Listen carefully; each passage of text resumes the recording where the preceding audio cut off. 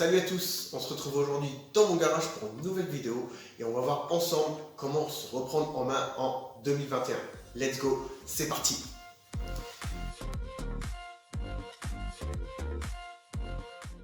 Donc pourquoi je vous parle de se reprendre en main en 2021? Tout simplement parce que chaque début d'année, la plupart des gens prennent des bonnes résolutions. Les résolutions qui sont prises sont perdre du poids, faire un régime, se remettre au sport, manger correctement. On a tous déjà entendu ce genre de choses de la part de ses amis, de son entourage, etc. Et honnêtement, on va pas se mentir, mais combien de ces personnes ont abandonné? 85, 90%. Et vous savez pourquoi? Tout simplement parce que personne ne met en place une stratégie pour réussir. D'ailleurs, quand vous demandez à ces personnes pourquoi elles ont abandonné, la plupart du temps, la réponse est toujours la même et vous la connaissez aussi bien que moi. C'est « j'ai pas le temps ». Franchement, j'ai pas le temps. Mon épisode de Netflix là qui va arriver. Ah, j'ai pas le temps, je joue à Candy Crush là. Sérieux?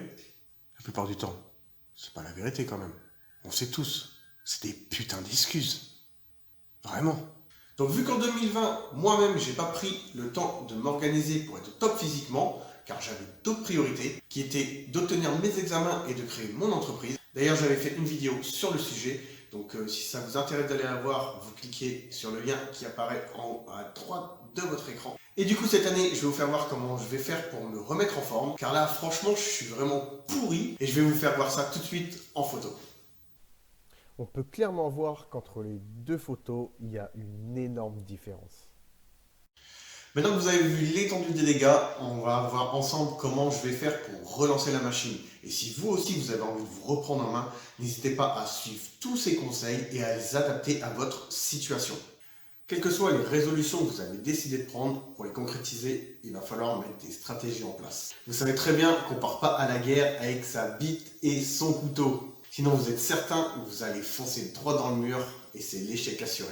Donc moi, la stratégie que je vais utiliser, c'est tout simplement la méthode SMART. C'est une méthode qui permet de se fixer des objectifs qui sont réalisables et on va voir comment appliquer les 5 principes de base.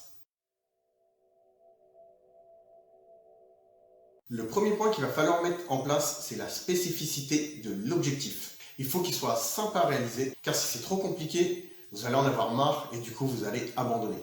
Et par contre, il va falloir qu'il soit clair et précis. C'est la même chose qu'un GPS. Si vous lui donnez toutes les informations nécessaires dont il a besoin, vous allez tout simplement atterrir exactement à l'endroit que vous avez souhaité. Donc vous avez bien compris que plus vous allez précis dans vos objectifs et plus vous allez pouvoir mettre de choses en place pour réussir.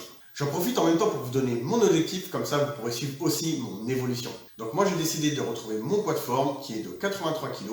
Donc il va falloir que je reprenne du muscle, que je perde du tissu adipeux et tout ça en gardant une bonne santé. D'ailleurs, n'oubliez jamais que votre santé doit rester votre priorité. Donc pour le second point, il va falloir que vous puissiez mesurer votre objectif. Donc pas avec un mètre de chantier, parce qu'avec ça je ne sais pas ce que vous allez mesurer, mais plutôt je vous conseille de prendre des photos avant de commencer. Et votre poids aussi, comme ça vous permettra d'avoir des repères pour voir votre progression. On a souvent tendance à ne pas voir nos progrès en fait, tout simplement parce qu'on a l'habitude de se voir dans la glace et on a souvent tendance à se peser, ce qui n'est pas spécialement la meilleure chose à faire.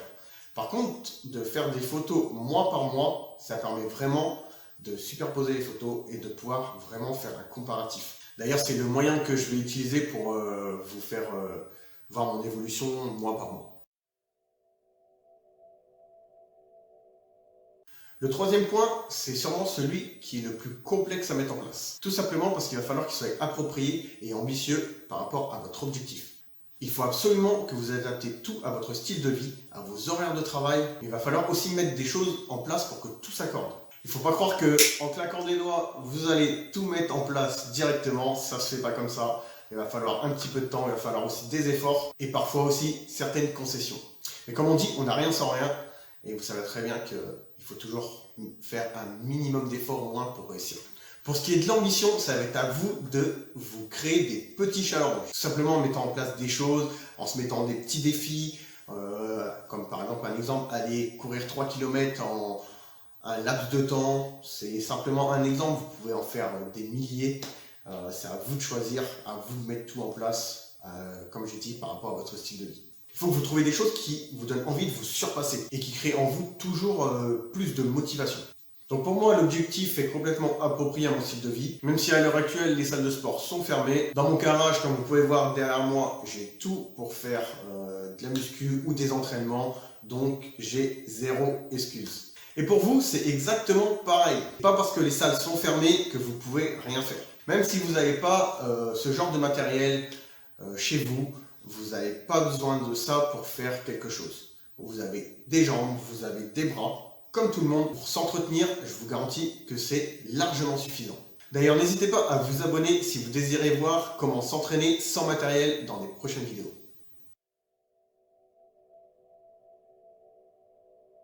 Maintenant, il va falloir penser à ce que votre objectif soit réaliste. Il ne doit pas correspondre à ce que vous voulez faire, mais tout simplement à ce que vous pouvez faire. Vous devez avoir les moyens tout simplement de réaliser ce que vous mettez en place. Un exemple tout bête, c'est que si vous décidez par exemple de faire du cardio avec un vélo elliptique, vu que les salles de sport actuellement c'est fermé, vous ne pouvez pas y aller.